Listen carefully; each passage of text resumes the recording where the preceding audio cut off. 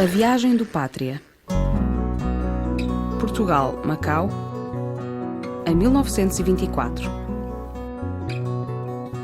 Foi há 100 anos que 3 portugueses voaram pela primeira vez entre Portugal e Macau, numa altura em que a audácia humana testava continuamente os limites de uma aeronáutica nascente. A viagem transcontinental de Brito Pais, Sarmento de Beiros e Manuel Gouveia, apoiada e seguida atentamente pelos portugueses, deixou uma marca na história da aviação. Aqui contamos como tudo se passou.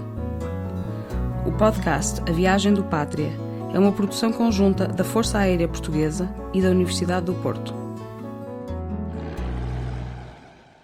Episódio 10, sob o signo da superação.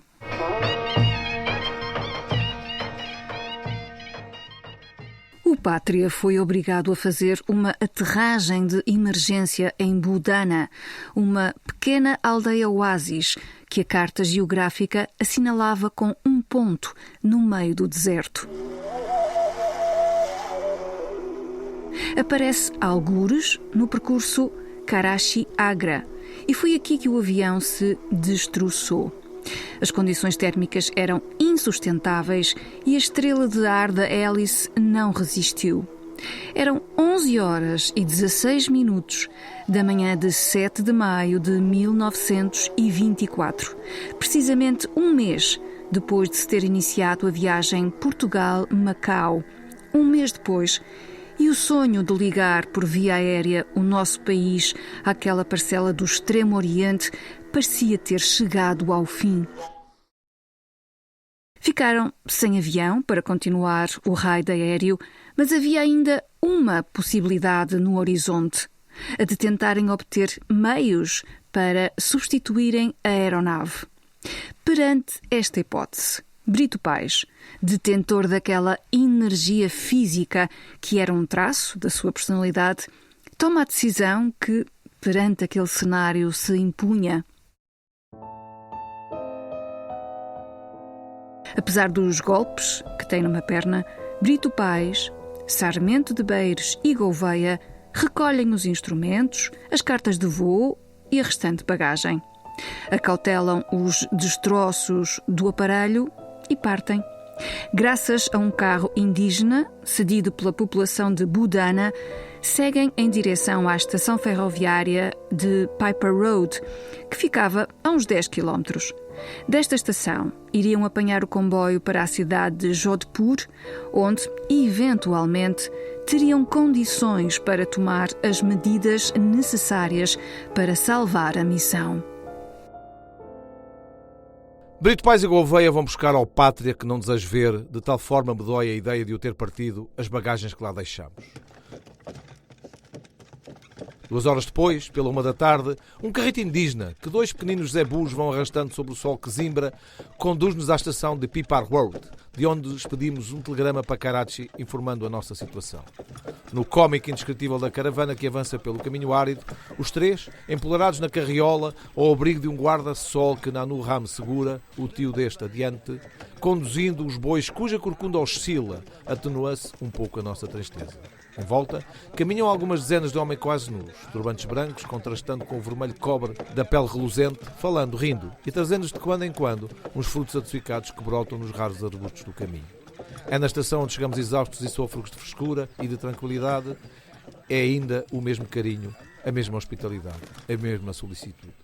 Quando pretendemos retribuir o trabalho que tiveram com o nosso transporte, os seus olhos dizem tristeza, por não compreendermos que aquela gente faz tudo por bem e subordina todos os seus atos à lei sagrada da hospitalidade.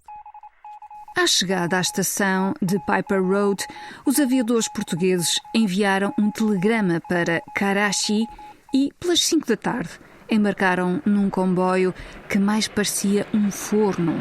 Um par de horas depois, chegaram a Jodhpur. Tinham à sua espera, Nagar, Mr. Warren, o diretor da Jodhpur Bikaner Railway. O telegrama que enviaram para Karachi tinha sido interceptado e Mr. Warren, na companhia de um enviado do príncipe da região, o Maharaja de Rajputana, estavam ali para os ajudar. Como não havia hotel na cidade, o Maharaja convidava-os a ficarem na Guest House, um magnífico palácio para alojar forasteiros. Passado um quarto de hora, já de noite, lá estavam os três, no luxuoso bangalô dos hóspedes do Maharaja. É nessa altura que, com palavras cruas e sem esperança, comunicam, num telegrama enviado para Lisboa, a dolorosa notícia do desastre e de terem de abandonar o sonho de concretizar a viagem.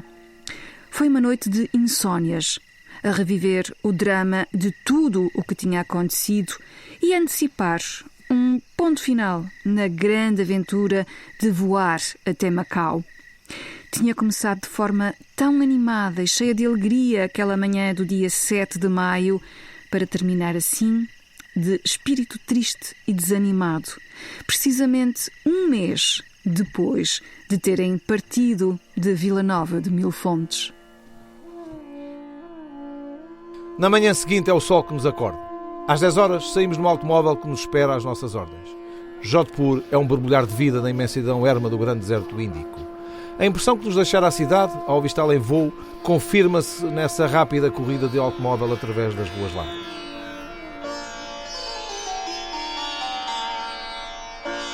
Ainda nessa manhã, são recebidos pelo primeiro-ministro no Palácio do Governo, que lhes comunica que o Maharaja se encontrava em Quetta, daí não os poder receber.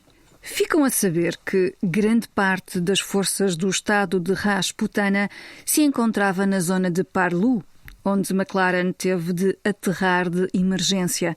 Ainda assim, disseram-lhe que tinham ao seu dispor todo o pessoal necessário para a remoção dos destroços do Pátria. Nesse mesmo dia, combinam com Mr. Warren a desmontagem e embarque do Pátria no comboio para Karachi, sendo que toda a operação seria realizada de forma gratuita. A partida de Gouveia para Budana ficou então combinada para o dia seguinte. Gouveia seria acompanhado pelo engenheiro Tarleton, funcionário da Companhia dos Caminhos de Ferro. Regressaram à Guest House pelo meio-dia. Durante o almoço, a conversa, naturalmente, continuou a ser à volta da tragédia e sobre o regresso a Portugal. Havia revolta e tristeza no olhar de Brito Pais e de Manuel Gouveia. O almoço terminou em silêncio. Sem que soubessem, Portugal não tinha ficado indiferente à tragédia e muita gente se unia para a superar. Meia hora mais tarde, já Gouveia dormia a sua cesta, um criado traz-nos um telegrama. Brito Pais abre-o sofregamente, exclamando: "É de Portugal!" Lemos ambos. Cífica Duarte, o nosso comandante no grupo de esquadrilhas de aviação, anuncia-nos que o Governo põe à nossa disposição um novo aparelho para o caso de querermos continuar. Acordo Gouveia, que perde o sono ao saber do que se trata, e discutimos os três a resposta a dar. Brito Pais pede a minha opinião. A Monção, respondi, já chegou a Bombaim. Dentro de um mês estará em Calcutá. Esperar que mandem um avião de Portugal é tirar à viagem todo o seu caráter de velocidade. Além disso, pergunto, será possível prosseguir daqui a 2 meses? Permiti-lo-ão as condições atmosféricas? Julgo que será difícil e que devemos desistir. E você, Gouveia, inquiriu o Brito Pais. Meu comandante, eu estou por tudo. O meu comandante e o nosso capitão sabem melhor do que eu as condições atmosféricas dentro de 2 meses. Permitirão que a viagem continue. Não podemos contar com a possibilidade de prosseguir antes, porque o avião não está preparado ainda, e não poderá estar ainda antes de 1 mês. De modo que não sei. Peço apenas licença para lembrar que depois do desastre de ontem, uma nova interrupção de viagem poderá ser muito para lamentar, sobretudo se resultar de qualquer fator que devesse ter sido previsto neste momento. Mas vocês não veem se o Cífica nos manda este telegrama? É porque em Portugal todos querem que vamos para diante? A discussão instalou-se. Redigiram-se telegramas, lançaram-se argumentos, avaliaram-se possibilidades de seguir viagem, assim como as dificuldades. Calcularam-se as datas da chegada da Monção e da possibilidade de retomar a viagem com outro avião. A tenacidade de Brito Pais ditou a resposta. Foi depois de enviarmos o telegrama que subitamente me ocorreu. E se fosse possível conseguir que o governo da Índia nos vendesse um avião? Expus a ideia a Brito Pais e a Gouveia, que acharam ótima, e resolvemos. Eram 3 da tarde, partindo nessa mesma noite para Karachi a tratar do assunto, deixando Gouveia em Jodhpur para proceder à desmontagem do Pátria. 23 horas depois de terem rolado pelo deserto, eis que, pelas 6 da tarde do dia 9 de maio, chegavam a Karachi. Deram logo de início às negociações para a compra do avião. Contaram com a ajuda de Mr. Hicks, comandante do Parque Aeronáutico, solidário com a causa dos aviadores portugueses, e de Robert Yates, o tenente com quem tinham feito amizade na primeira passagem por Karachi. Falava português e revelou ser um companheiro leal e dedicado. Como em toda a parte, a burocracia acaba por ser o verdadeiro entrave à evolução das iniciativas. Passaram 2 dias e depois de ter embarcado no comboio com os destroços do Pátria, Gouveia junta-se ao grupo. Chega extenuado da viagem. Durante um jantar, descreve a desmontagem e a trabalheira que deu embarcar o avião numa das composições do comboio. Na madrugada de anteontem seguimos, o engenheiro Tarleton e eu, para Pipa Road, onde encarrapitaram em cima de um camelo que me levou à aldeia de Badana, ou lá o que é. Comecei a trabalhar, mas estava tanto calor que, a todo instante, era preciso meter a ferramenta dentro de água para lhe poder pegar.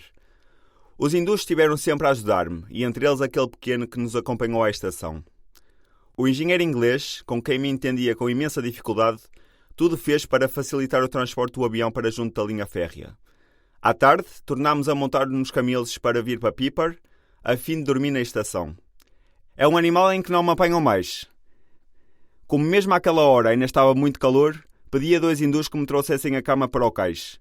E a cair de cansaço, adormeci profundamente. E querem saber o que é que me aconteceu?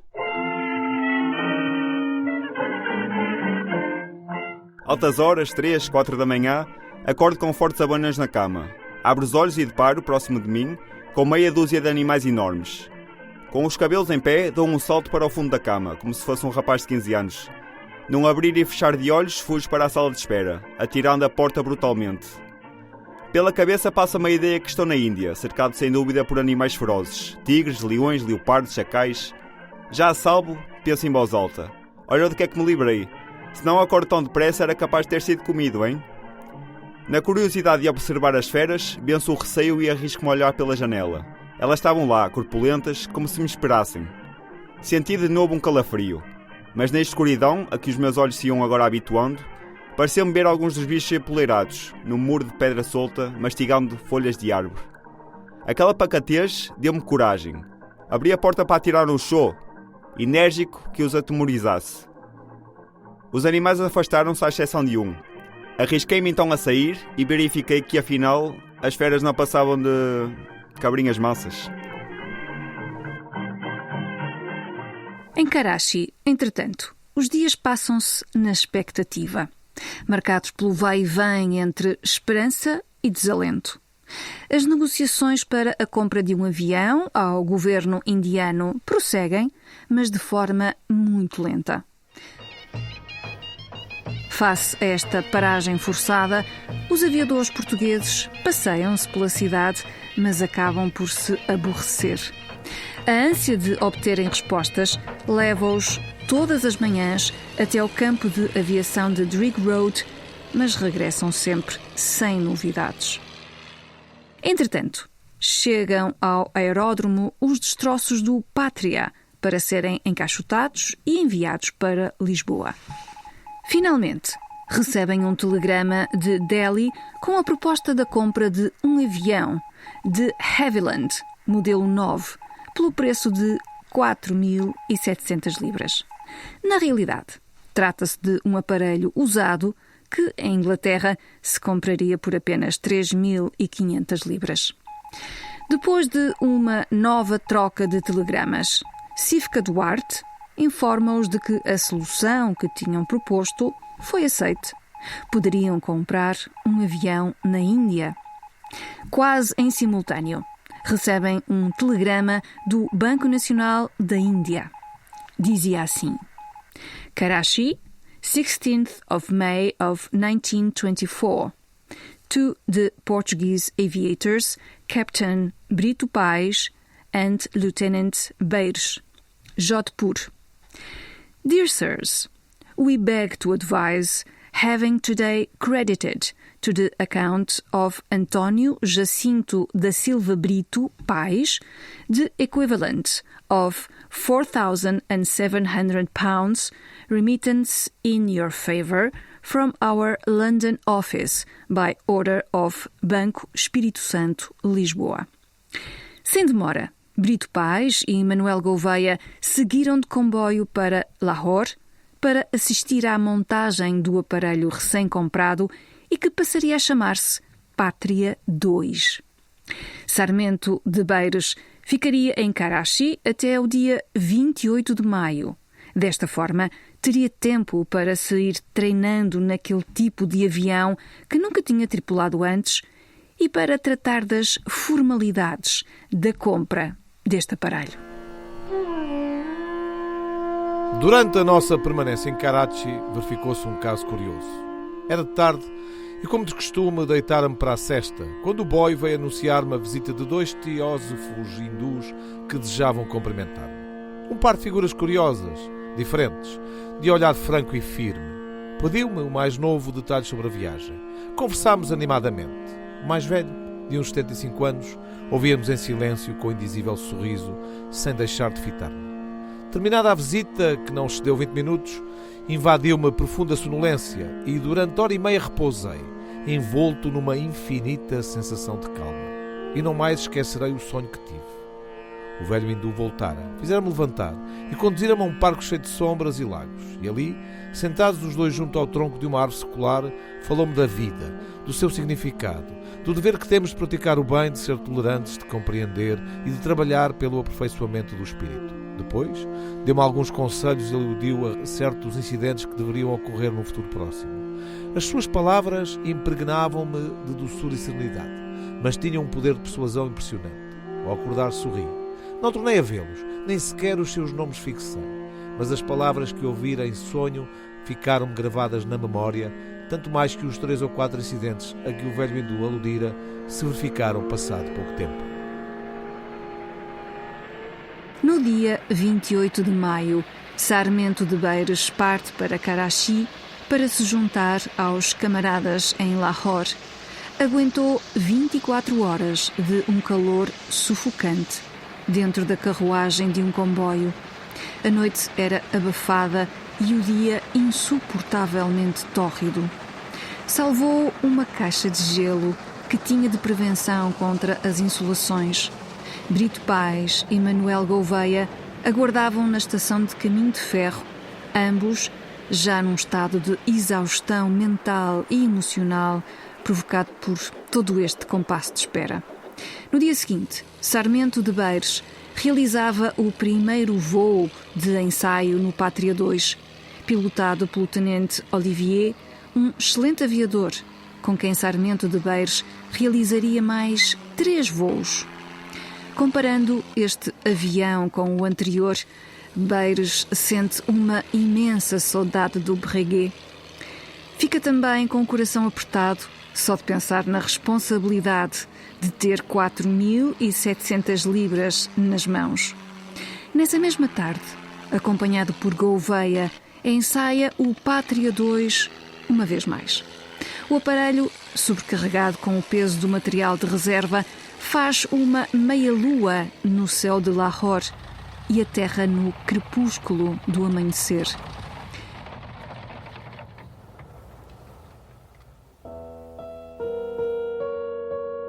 Foi esta a última participação de Gouveia como aviador na primeira viagem aérea Portugal-Macau.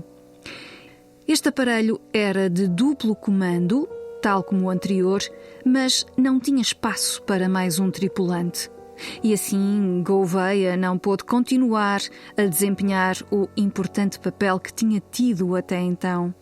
Sarmento de Beires consegue ver o desalento nos olhos de Manuel Gouveia. Consegue até adivinhar as lágrimas de Gouveia quando, no dia seguinte, o Pátria 2 partir rumo a Macau, deixando-o para trás. O certo é que outras tarefas, não menos importantes, estavam já destinadas a Manuel Gouveia até que todos se voltassem a reencontrar em Macau. Mas isso é assunto que guardamos para o próximo episódio, quando nos reunirmos para mais aventuras e alguns dramas. Siga a viagem do Pátria entre Portugal e Macau no ano de 1924.